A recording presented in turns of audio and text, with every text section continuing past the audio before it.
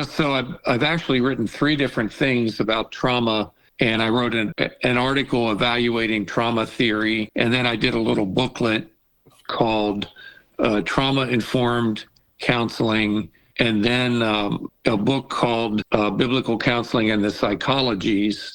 I give a case study. Actually, the case study is about the guy I've been talking about.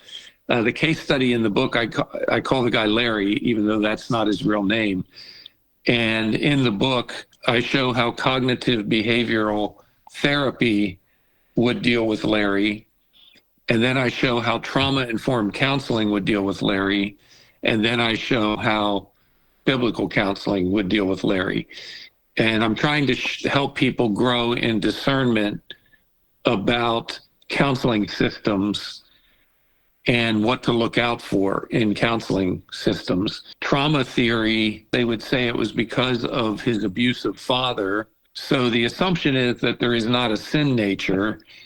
The assumption is that the root issue is trauma, and did a lot of reading and hours of trauma counseling, secular trauma counseling, when I saw this slide about someone explaining the term we use is etiology.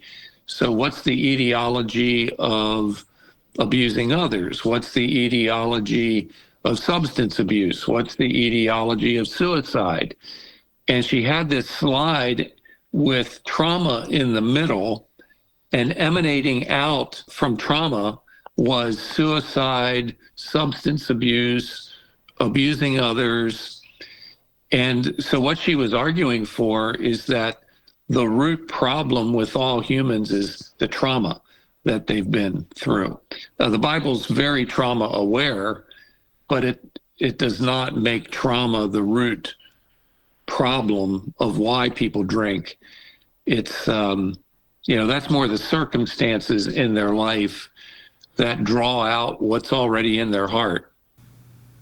That's right.